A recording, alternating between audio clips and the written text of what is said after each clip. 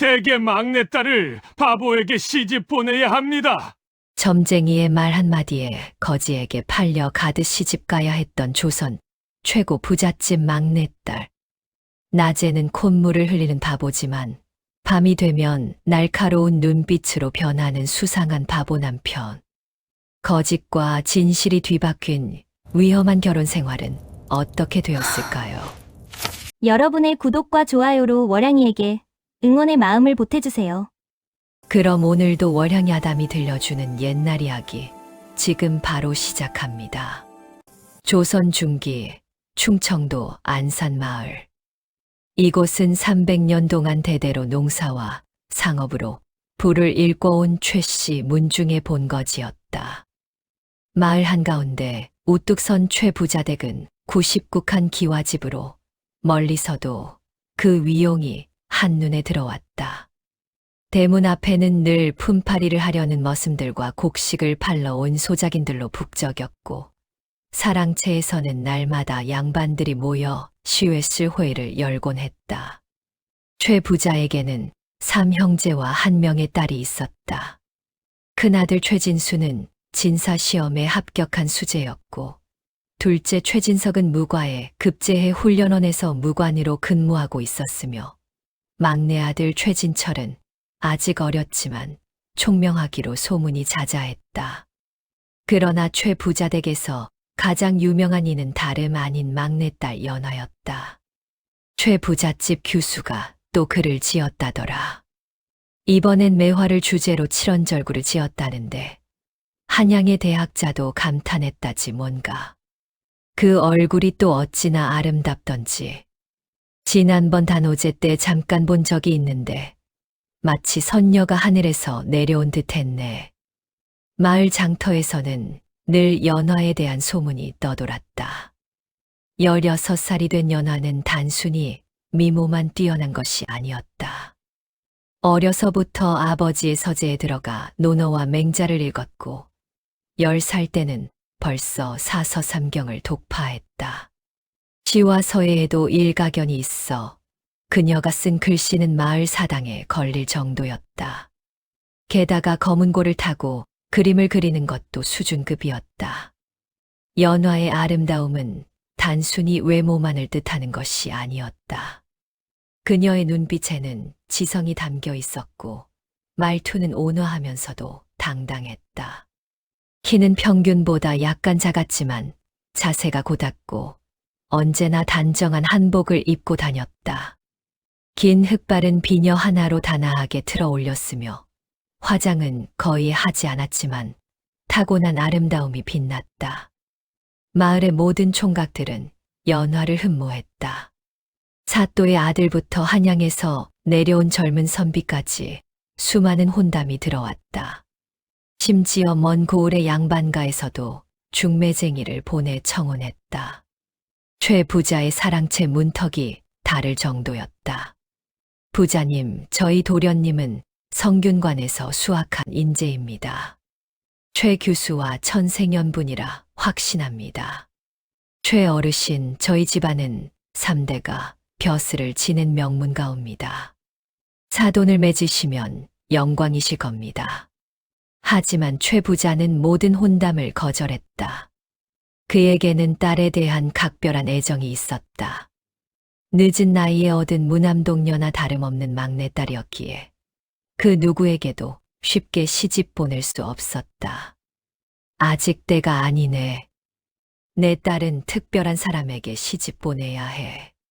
최 부자는 늘 이렇게 말했다. 주변 사람들은 그가 딸을 한양의 고관대작이나 왕족에게 시집 보내려는 것이 아닌가 추측했다. 연화 본인은 혼인에 대해 복잡한 심경이었다. 물론 언젠가는 시집을 가야 한다는 것을 알고 있었다. 하지만 그녀가 꿈꾸는 배우자는 단순히 집안이 좋거나 외모가 출중한 사람이 아니었다. 학식과 인품을 겸비하고 자신과 마음을 나눌 수 있는 사람을 바랐다. 밤마다 창밖의 달을 바라보며 그녀는 생각했다. 나의 반쪽은 어디에 있을까? 내가 평생을 함께할 사람은 과연 어떤 분일까? 그러던 어느 날 연화의 운명을 뒤바꿀 사건이 일어났다. 그해 봄 최 부자 댁에 이상한 일들이 연달아 일어나기 시작했다. 먼저 큰아들 최진수가 갑자기 원인 모를 병에 걸려 한 달 동안 알아누웠다. 한양에서 명의를 불러왔지만 병명조차 알 수 없었다. 그러다 어느 날 갑자기 벌떡 일어나 멀쩡해졌는데 의원들도 고개를 갸우뚱할 뿐이었다. 다음으로 최 부자가 평생 모은 재산 목록을 적어둔 장부가 감쪽같이 사라졌다. 온 집안을 뒤져도 찾을 수 없었는데 사흘 뒤 우물 안에서 발견되었다. 누가 우물에 던져 넣었는지는 끝내 밝혀지지 않았다. 그리고 결정적으로 최 부자가 가장 아끼던 말이 이유 없이 날뛰다가 마구간을 부수고 달아났다. 종들이 겨우 붙잡았지만 그 과정에서 마부 한 명이 크게 다쳤다. 이게 대체 무슨 일인가? 최 부자는 불안에 떨었다. 그의 부인 조씨 마님도 밤마다 악몽에 시달렸다. 꿈속에서 검은 까마귀 떼가 집 위를 빙빙 돌고 커다란 뱀이 안방으로 기어들어오는 꿈을 반복해서 꾸었다. 영감님, 저는 너무 두렵습니다. 이 집안에 큰 애군이 들어온 것 같아요. 부인의 말에 최 부자도 더 이상 견딜 수 없었다. 평소 그는 점쟁이나 무당 같은 것을 믿지 않는 합리적인 사람이었다. 하지만 이번만큼은 달랐다. 연이은 이상한 일들에 심리적으로 크게 동요한 그는 결국 마을에서 가장 유명하다는 점쟁이 호암 도사를 찾아가기로 결정했다. 호암 도사는 마을에서 10리 떨어진 산속 암자에 살았다. 그는 40년 전 한양에서 내려와 이곳에 정착했다고 전해졌다. 흰 수염을 길게 기른 그의 모습은 마치 신선 같았고 마을 사람들은 그가 과거를 보고 미래를 예언할 수 있다고 믿었다. 최 부자는 정성스럽게 재물을 준비해 암자를 찾았다. 고암 도사는 그를 맞이하며 묵묵히 고개를 끄덕였다. 오실 줄 알았습니다. 점쟁이의 첫마디에 최 부자는 등골이 오싹했다. 도사님, 저희 집안에 무슨 일이 일어나고 있는 것입니까? 고암 도사는 천천히 사주팔자를 보더니 거북이 등껍질을 불에 달구어 금이 간 모양을 살폈다. 그의 표정이 점점 어두워졌다. 허허, 이것 참 난감하군요. 무엇이 난감하단 말입니까? 제발 말씀해 주십시오. 최 부자가 다급히 물었다. 고암 도사는 긴 한숨을 내쉬며 입을 열었다. 대개 큰 애군이 드리워져 있습니다. 이대로 가면 가산을 탕진하고 가문이 기울 것입니다. 그럼 어떻게 해야 합니까? 방법이 하나 있긴 합니다. 호암 도사는 잠시 뜸을 들이더니 말했다. 대개 막내딸을 바보에게 시집 보내야 합니다. 예. 최 부자는 자신의 귀를 의심했다. 바보에게 시집을 보내라니 이게 무슨 황당한 소리인가. 막내딸의 사주가 너무 세서 집안의 기운을 억누르고 있습니다. 이 기운을 약한 사주로 중화시켜야만 애군을 막을 수 있습니다. 바보는 하늘이 준 순수한 존재이니 그런 사람과 연을 맺으면 애군이 풀립니다. 고암 도사의 설명은 일견 그럴듯해 보였다. 최 부자는 혼란스러웠다. 평생 지켜온 딸을 바보에게 시집 보내라니. 하지만 가문이 기울고 가산을 잃는다면? 정말 그것만이 유일한 방법입니까? 그렇습니다. 만약 이 예언을 거역하면 3년 안에 집안이 풍비박산 날 것입니다. 최 부자는 머리를 감싸 쥐었다. 집으로 돌아오는 내내 그의 발걸음은 무거웠다. 며칠 밤을 고민한 끝에 그는 결심했다. 가문의 안위를 위해서는 어쩔 수 없다고 자신을 설득했다. 그는 마을 이장을 불러 조용히 부탁했다. 혹시 마을이나 근처에 바보가 있는가? 이장은 잠시 생각하더니 대답했다. 옆 마을에 칠성이라는 자가 있습니다. 25살쯤 되었는데 어려서부터 바보였다고 합니다. 거지처럼 떠돌아다니며 구걸로 연명합니다. 그 자를 데려오게. 내 사위로 삼겠네. 이장은 깜짝 놀랐지만 최 부자의 단호한 표정에 더 이상 묻지 못했다. 연화에게 혼인 소식이 전해진 것은 혼례 일주일 전이었다. 연화야, 아비가 너에게 좋은 혼처를 정했다. 아버지의 말에 연화는 기대 반 걱정 반의 표정을 지었다. 드디어 자신의 배필을 만나게 되는구나. 그는 어떤 사람일까? 학식이 높은 선비일까? 아니면 용맹한 무관일까? 상대가 누구이십니까, 아버지? 그게, 최 부자는 말을 흐렸다. 그는 딸에게 진실을 말할 수 없었다. 대신 애매하게 둘러댔다. 좋은 사람이다. 착하고 순박한 사람이니 내가 잘 이끌어주면 좋은 부부가 될 것이다. 연화는 고개를 끄덕였다. 아버지를 믿었기 때문이다.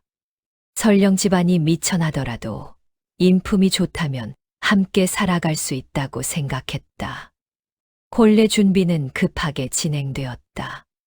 부인 조 씨는 딸의 혼수를 정성스럽게 준비했지만 마음 한구석이 무거웠다. 아들들도 아버지의 결정에 반발했다. 아버지, 대체 왜 그런 결정을 하신 겁니까? 누이를 바보에게 시집 보내다니. 큰아들 최진수가 따졌지만 최 부자는 요지부동이었다. 집안을 지키기 위해서다. 너희는 알 필요 없다. 드디어 혼례 날이 밝았다. 최 부자 댁 앞마당에는 하객들이 모여들었다. 인근 양반가의 주요 인사들이 모두 참석했다. 모두들 최 부자 댁 교수의 혼례를 축하하기 위해 왔지만 동시에 신랑이 누구인지 궁금해했다. 신랑이 한양 양반가의 도련님이라던데. 아니래, 무과 급제자라고 들었네. 하객들의 웅성거림 속에서 신랑 행렬이 대문 안으로 들어섰다. 그 순간 마당이 순식간에 조용해졌다. 신랑 칠성의 모습은 충격 그 자체였다. 빨갛고 남루한 혼례복은 여기저기 찢어져 있었고 얼굴은 흙과 먼지로 뒤범벅이었다. 신발은 한쪽이 닳아 구멍이 뚫려 있었고 머리는 헝클어져 새둥지 같았다. 게다가 콧물을 줄줄 흘리면서 입을 벌린 채 허허실실 웃고 있었다. 저게 신랑이라고? 세상에, 저런 사람을. 하객들 사이에서 웅성거림이 일었다. 어떤 이는 기가 막혀 말문이 막혔고 어떤 이는 킥킥 웃음을 참지 못했다.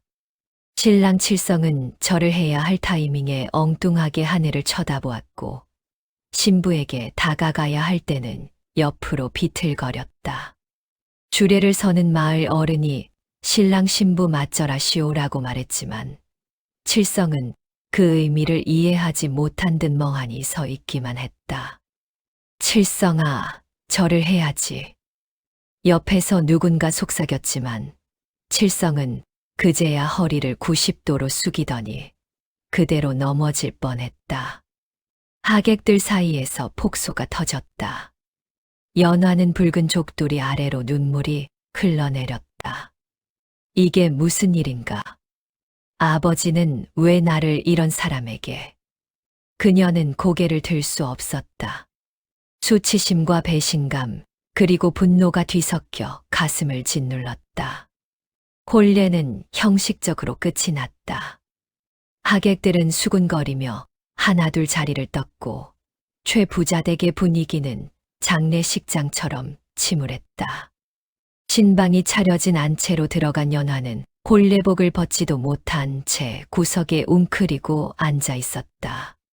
칠성은 그런 신부를 거들떠보지도 않고 방 한가운데 누워 코를 골기 시작했다. 드르렁, 드르렁. 그 소리는 천둥 소리처럼 컸다. 연화는 귀를 막았지만 소용없었다. 이게 내 인생인가? 이게 내가 꿈꾸던 혼인인가? 연화는 억장이 무너졌다. 평생 학문을 닦고 덕을 쌓고 아름다움을 가꾸며 좋은 배필을 만나기를 기다렸건만 결과는 이것이었다. 거지나 다름없는 바보와의 혼인. 그녀는 자신의 운명을 저주했다. 아버지를 원망했고 하늘을 원망했다. 왜 하필 나에게 이런 시련을 주는가? 촛불이 깜빡이는 신방에서 연화는 밤새도록 울었다. 칠성은 여전히 코를 골며 잠들어 있었다. 신부의 눈물 따위는 아랑곳하지 않는 듯했다. 새벽녘이 되어서야 연화는 지친 몸을 이끌고 잠이 들었다. 꿈속에서도 그녀는 울고 있었다. 다음 날부터 칠성의 처가살이가 시작되었다. 최 부자는 사위를 별채에 머물게 했지만 집안 식구들은 칠성을 사람 취급하지 않았다. 야, 칠성아, 마당 쓸어. 칠성아, 장작 패와. 처남들은 칠성을 하인보다 못하게 부렸다. 칠성은 시키는 대로 했지만 제대로 하는 게 하나도 없었다. 마당을 쓸다가 먼지만 날리고 장작을 패다가 도끼를 놓쳐 발등을 찌을 뻔했다. 쯔쯔, 쓸모없는 놈. 밥을 먹을 때도 칠성은 차별을 받았다.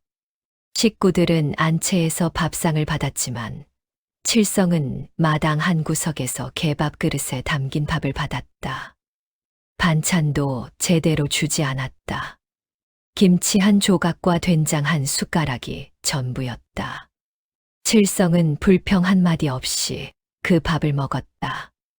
아니, 먹는다기보다는 허겁지겁 삼켰다.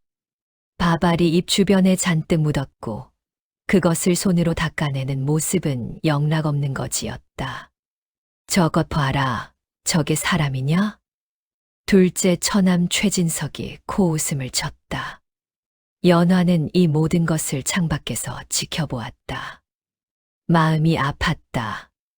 비록 바보이긴 하지만 남편을 저렇게 대하는 것은 잔인한 일이었다.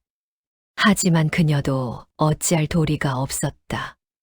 아버지와 오빠들의 결정에 감히 반대할 수 없었다. 어느 날 칠성은 동네 아이들에게 놀림을 당했다. 바보다, 바보. 최 부잣집의 바보 사위가 왔대. 아이들은 칠성에게 돌을 던지고 진흙을 뿌렸다. 칠성은 그저 허허실실 웃으며 도망갔다. 아이들은 더 신이 나서 쫓아갔고 칠성은 결국 논바닥에 넘어져 온몸이 진흙투성이가 되었다. 하하하. 아이들의 웃음소리가 마을 전체에 울려 퍼졌다. 연화는 이 광경을 보고 방문을 닫아버렸다. 부끄러웠다. 자신의 남편이 저런 모습으로 동네를 돌아다닌다는 사실이. 밤이 되자 칠성은 별채로 돌아왔다. 온몸은 여전히 진흙투성이었고 옷은 찢어져 있었다. 하지만 그는 여전히 웃고 있었다. 마치 아무 일도 없었다는 듯이. 연화는 물 한 그릇과 수건을 가져다 주었다. 씻으세요. 칠성은 멍하니 연화를 바라보았다. 그의 눈빛에는 아무것도 담겨 있지 않은 것 같았다. 그저 텅 빈 눈빛. 연화는 한숨을 쉬며 방을 나섰다. 이게 내 인생이구나. 그날 밤 연화는 또다시 눈물을 흘렸다. 칠성의 하루는 반복되었다. 아침이면 처남들에게 자비를 시켜받고 낮에는 동네 아이들에게 놀림을 당하고 저녁이면 허름한 밥을 먹고 별채로 돌아왔다. 어느 날 큰 처남 최진수는 칠성에게 새로운 일을 시켰다. 칠성아, 오늘은 뒷산에 가서 나무를 해와. 칠성은 고개를 끄덕이고 산으로 향했다. 최진수는 그 뒷모습을 보며 혀를 찼다. 쯧, 나무나 제대로 해올지 모르겠네. 하지만 놀랍게도 칠성은 해질녘에 나무를 가득 짊어지고 돌아왔다. 아니, 너무 많이 짊어진 탓에 중심을 잃고 비틀거렸지만 어쨌든 나무는 잔뜩 가져왔다. 저 바보가 나무를 제대로 해왔네? 최진수는 의아해했다. 힘 많은 셋 모양이라고 생각했다. 그럼 내일은 밭을 갈아라. 다음 날 칠성은 밭을 갈러 갔다. 소를 끌고 쟁기를 잡았지만 어쩐지 서툴렀다. 고랑이 삐뚤빼뚤했고 소는 말을 듣지 않았다. 결국 해는 저물도록 밭의 절반도 갈지 못했다. 역시 바보는 바보야. 제대로 하는 게 하나도 없어. 처남들은 실망했고 칠성은 또다시 구박을 당했다. 하지만 연화는 이상한 점을 발견했다. 칠성이 나무를 해올 때 그 양이 보통 사람이 짊어질 수 있는 양보다 훨씬 많았다는 것이다. 게다가 비틀거리긴 했지만 결국 넘어지지 않고 집까지 왔다. 혹시 연화는 고개를 저었다. 아니다. 그는 바보일 뿐이다. 과도한 기대는 하지 말자. 어느 날 밤 연화는 잠을 이루지 못하고 뒤척이고 있었다. 요즘 들어 마음이 너무 복잡했다. 남편은 여전히 바보 같았고 집안 식구들의 냉대는 계속되었으며 자신의 미래는 캄캄했다. 그때였다. 별채에서 이상한 소리가 들려왔다. 공자왈 무언가를 배우고 때맞추어 그것을 복습한다면 역시 기쁘지 않겠느냐. 연화는 귀를 의심했다. 방금 들린 것은 논어의 첫 구절이 아닌가. 친구가 먼 곳에서 찾아온다면 역시 즐겁지 않겠느냐. 또렷하고 유창한 발음이었다. 연화는 조용히 일어나 별채 쪽으로 다가갔다. 창문 틈으로 안을 들여다보니 칠성이 잠든 채 중얼거리고 있었다. 남이 나를 알아주지 않더라도 노여워하지 않는다면 역시 군자답지 않겠느냐. 논어의 구절이 계속 이어졌다. 그것도 한 글자 틀리지 않고 정확하게. 연화는 심장이 두근거렸다. 이게 어떻게 된 일인가? 바보가 논어를 외우다니? 잠꼬대일 뿐이야. 어렸을 때 들었던 것을 무의식 중에 중얼거리는 거겠지. 연화는 애써 자신을 진정시키며 방으로 돌아왔다. 하지만 그날 밤 그녀는 한숨도 잘 수 없었다. 며칠 후 또 이상한 일이 일어났다. 한밤중 연화는 화장실을 가기 위해 일어났다. 마당을 가로지르는데 어둠 속에서 인기척이 느껴졌다. 누구지? 달빛 아래 한 사람의 그림자가 뒷문 쪽으로 조용히 빠져나가는 것이 보였다. 연화는 가만히 지켜보았다. 그 뒷모습은 칠성이었다. 한밤중에 어디를 가는 거지? 연화는 호기심이 발동했다. 칠성은 바보라서 밤에 혼자 돌아다닐 수 있는 사람이 아니었다. 그런데 지금 그는 마치 목적이 있는 사람처럼 똑바로 걸어가고 있었다. 연화는 조심스럽게 뒤를 밟았다. 칠성은 마을을 벗어나 뒷산으로 향했다. 산길은 어두웠지만 그는 주저없이 걸어갔다.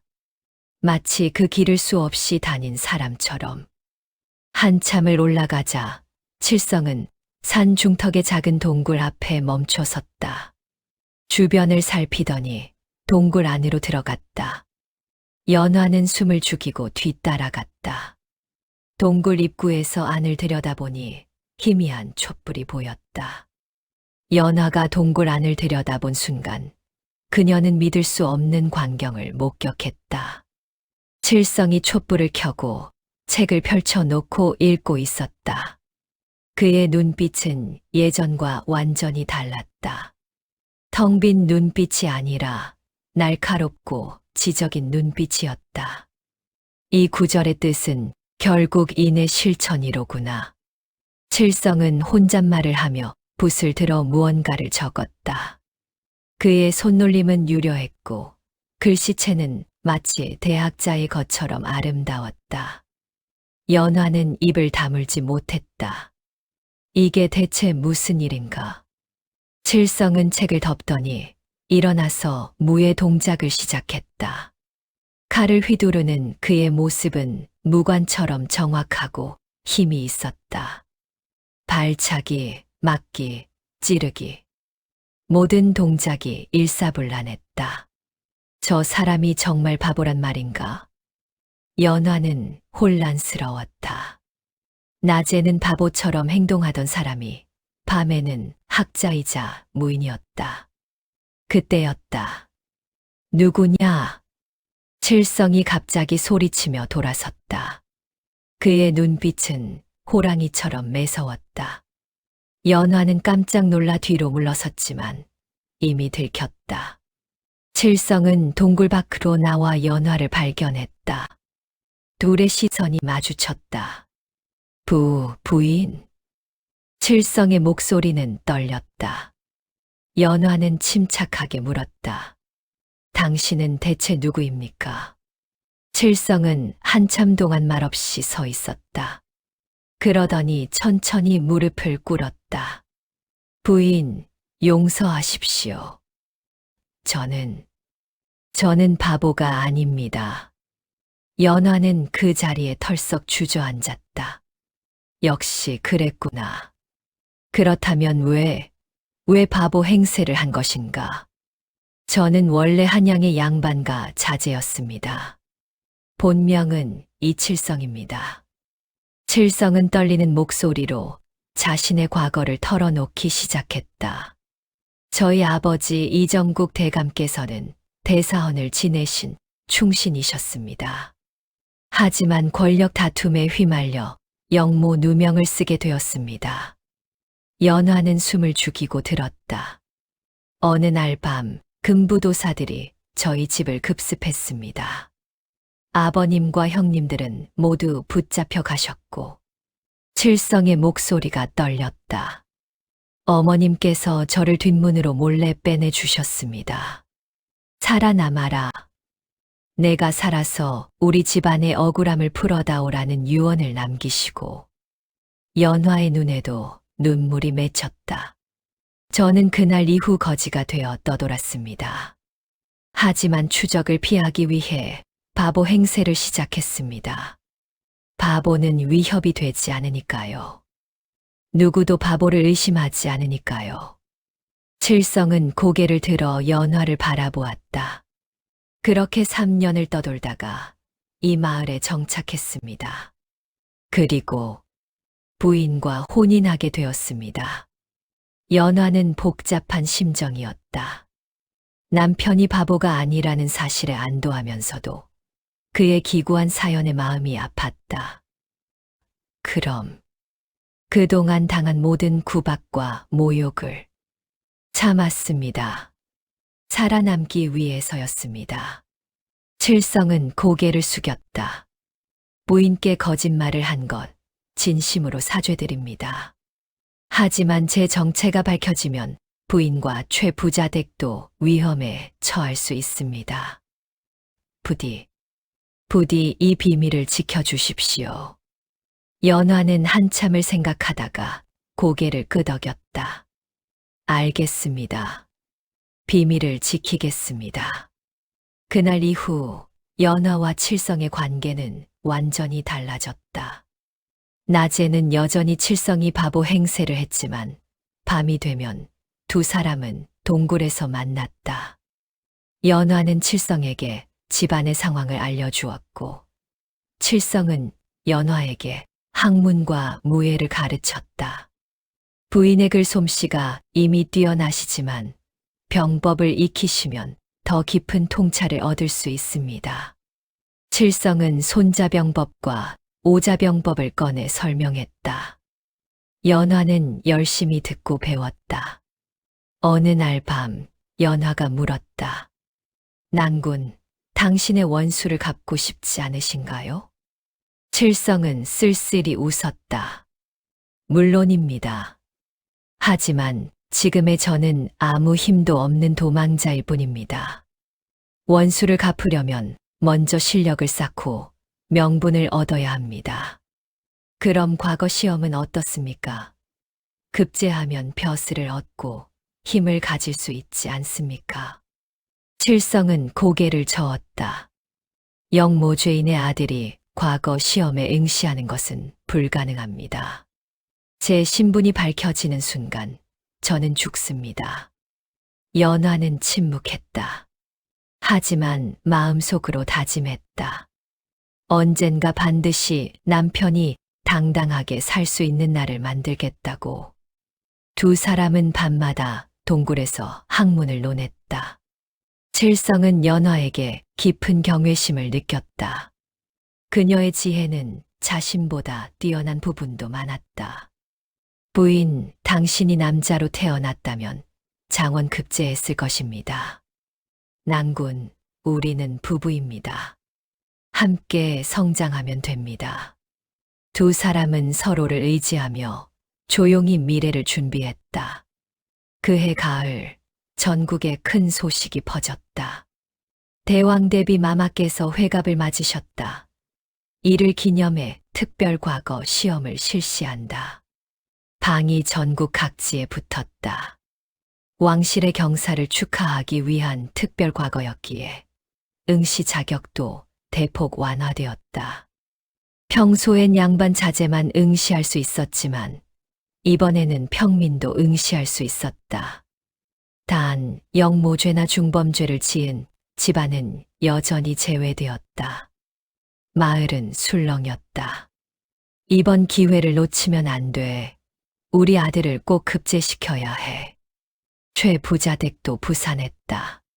큰아들 최진수와 둘째 최진석은 이미 진사와 무과에 급제했지만 문과 대과에는 아직 합격하지 못한 상태였다. 이번 기회에 꼭 급제해야 한다는 압박감이 있었다. 최 부자는 한양에서 유명한 과외 선생을 모셔왔다.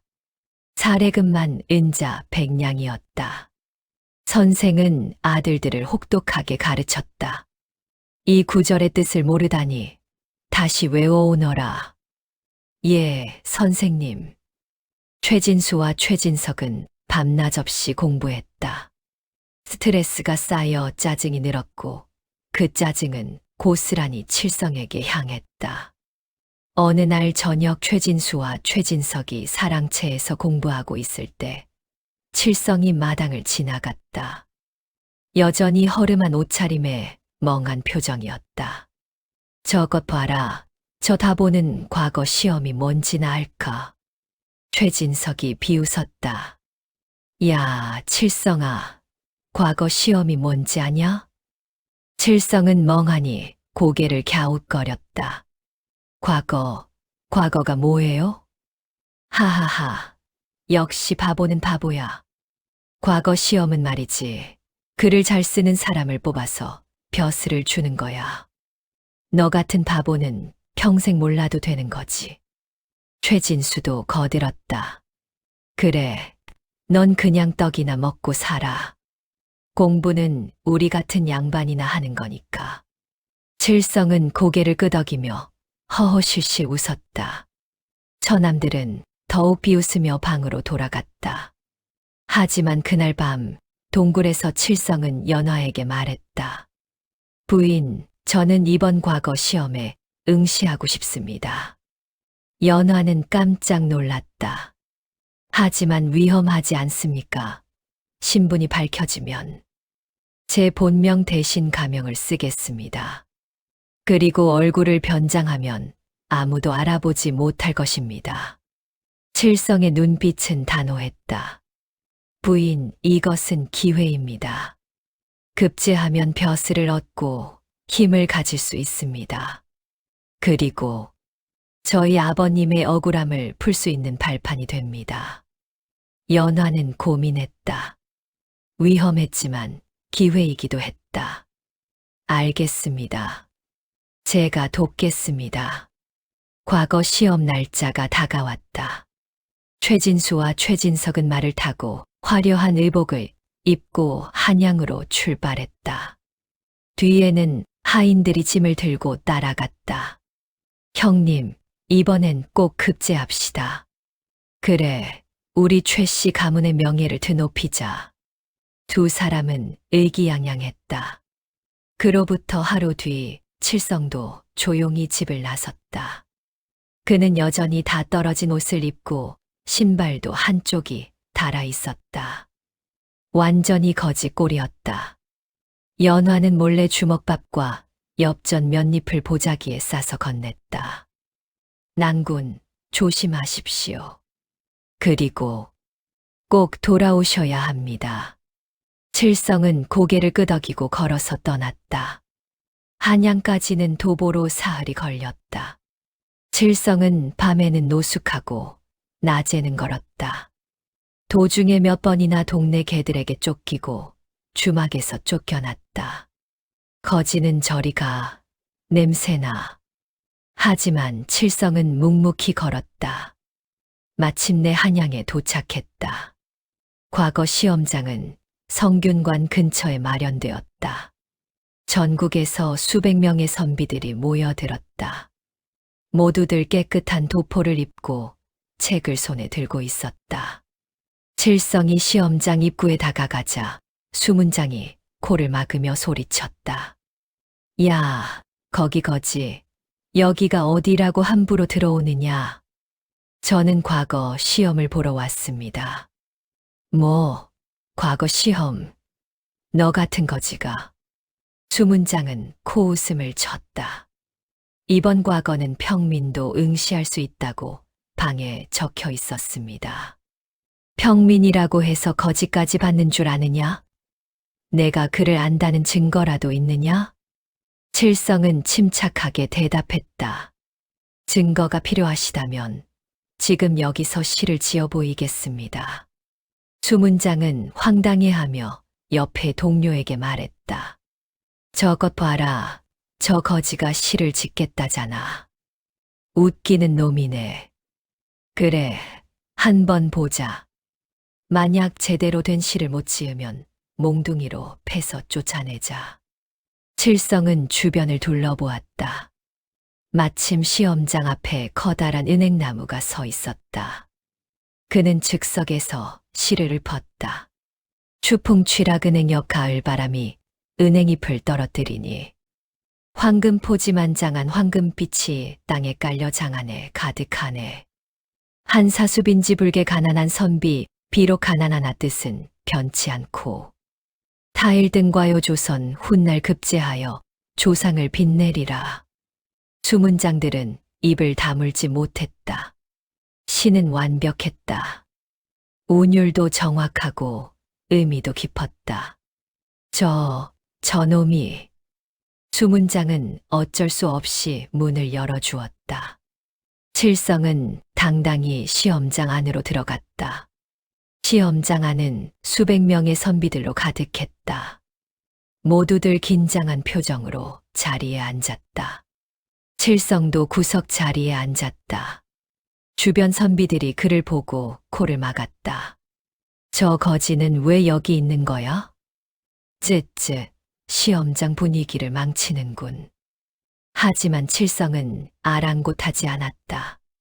드디어 시험관이 들어왔다. 시제가 발표되었다.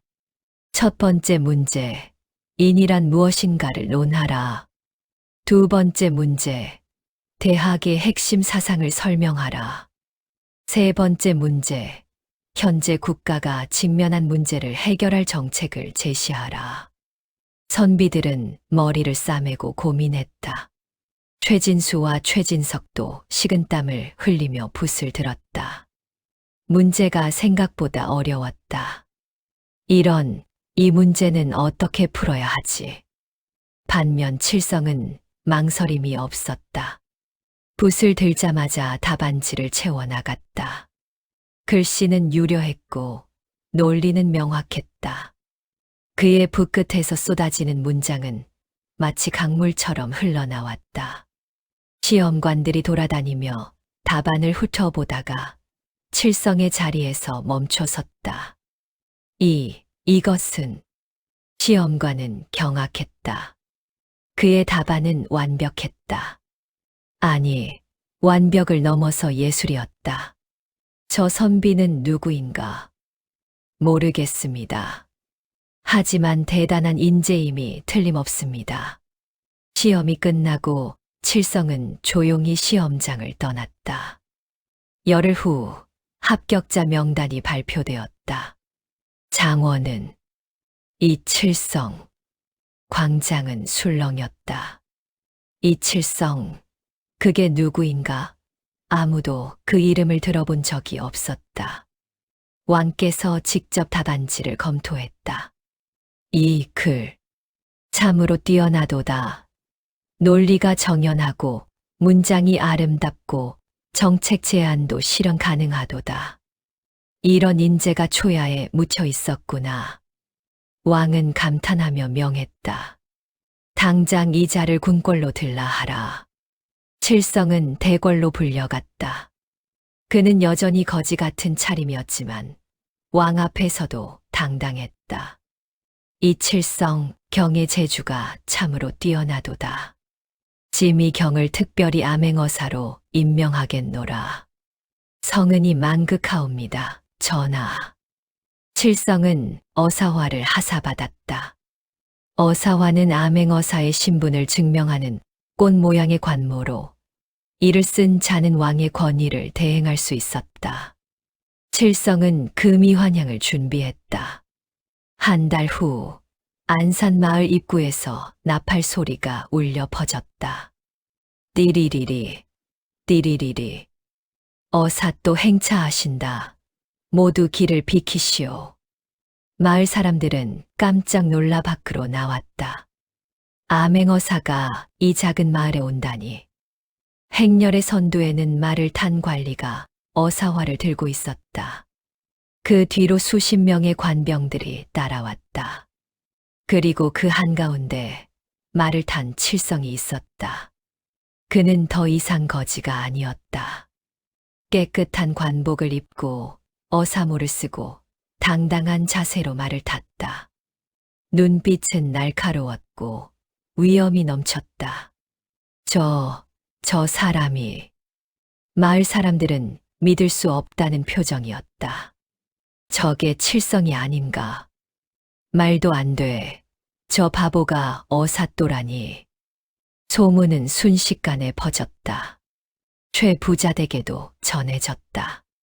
뭐, 칠성이가 어사또라고? 최진수는 차를 마시다가 그만 쏟아버렸다. 그럴 리가 없어. 저 바보가. 최진석도 믿을 수 없다는 반응이었다. 하지만 곧 집 앞에서 나팔 소리가 들렸다. 어사또 행차하신다. 최 부자 가족은 황급히 대문 밖으로 나갔다. 그리고 그들은 경악했다. 말에서 내린 칠성이 당당히 걸어 들어왔다. 그의 손에는 어사화가 들려 있었다. 최 부자, 그리고 최 씨 가문의 여러분. 소인 이칠성 왕명을 받들어 이곳에 왔습니다. 최 부자는 다리에 힘이 풀려 주저앉을 뻔했다. 최진수와 최진석은 얼굴이 새하얗게 질렸다. 어사또. 저희가 무슨 잘못을. 칠성은 차갑게 웃었다. 잘못이라. 그동안 저를 어떻게 대했는지 기억하십니까? 최진수와 최진석은 머리를 조아렸다. 살려주십시오. 어사또, 저희가 잘못했습니다. 개밥 그릇에 밥을 담아 던져주시던 것, 마당에서 자라고 하시던 것, 모두 기억합니다. 칠성의 목소리는 차가웠다. 처남들은 거품을 물고 쓰러질 것 같았다. 용서해 주십시오. 하지만 칠성은 그들을 벌하지 않았다. 일어나십시오. 최진수와 최진석은 놀라 고개를 들었다. 저는 복수하러 온 것이 아닙니다.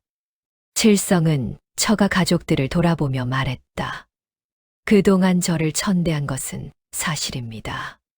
하지만 최 부자께서는 저를 받아주셨고 무엇보다 제게 가장 소중한 사람을 주셨습니다. 칠성은 연화를 바라보았다. 부인, 나오십시오. 연화가 방에서 나왔다. 그녀의 눈에는 눈물이 가득했다. 칠성은 연화 앞에 무릎을 꿇었다.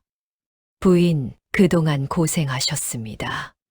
바보 남편을 믿고 기다려주셔서 감사합니다. 연화는 눈물을 흘리며 칠성을 일으켰다. 낭군.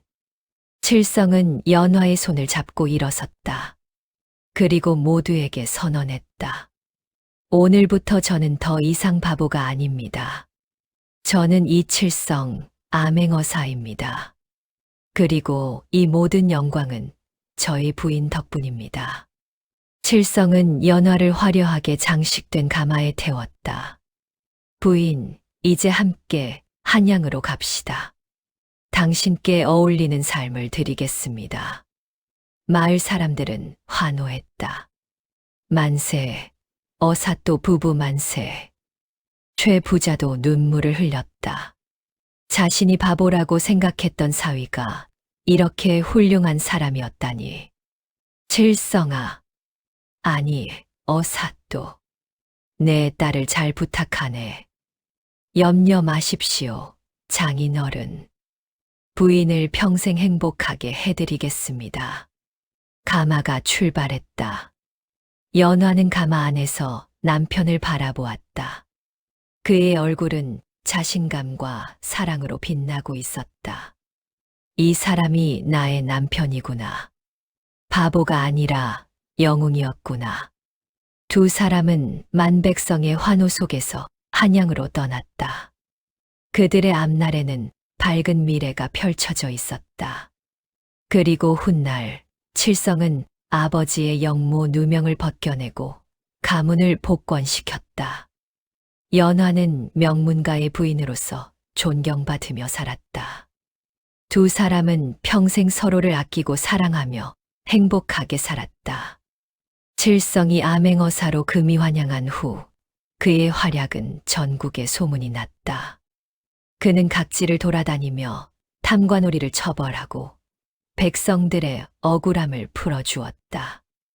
왕도 그의 능력을 높이 평가해 얼마 지나지 않아 승진시켜 한성부 판윤으로 임명했다. 연화는 한양에서 부인으로서의 삶을 시작했다. 그녀는 시와 글로 명성을 쌓았고 많은 여성들이 그녀를 본받았다. 또한 남편을 내조하며 어려운 백성들을 돕는 자선 활동도 펼쳤다. 최 부자댁도 변화했다. 최진수와 최진석은 그동안의 오만함을 반성하고 겸손하게 학문에 정진했다. 두 사람은 몇 년 후 과거의 급제의 관직에 나아갔지만 동생 사위인 칠성만큼의 명성을 얻지는 못했다. 최 부자는 칠성과 연화 부부를 자랑스러워하며 여생을 평안하게 보냈다. 그리고 3년 후 칠성은 마침내 아버지 이정국 대감의 영모 누명을 벗겨냈다. 진짜 영모를 꾸민 자들이 밝혀졌고 이씨 가문은 복권되었다. 칠성은 아버지의 묘소 앞에서 통곡하며 절을 올렸다. 아버님 불초자식이 이제야 아버님의 억울함을 풀었습니다. 연화도 함께 절을 올렸다. 시아버님 편히 잠드소서. 두 사람은 손을 맞잡고 일어섰다. 그들 앞에는 여전히 밝은 미래가 기다리고 있었다. 바보로 위장했던 영웅과 그를 믿고 지켜준 여인의 이야기. 그것은 진정한 사랑과 신뢰의 힘을 보여주는 이야기였다. 오늘 이야기가 재미있으셨다면 구독과 좋아요 꼭 눌러주세요. 다음번에도 더 흥미진진하고 가슴 뛰는 옛날 이야기로 돌아오겠습니다. 감사합니다.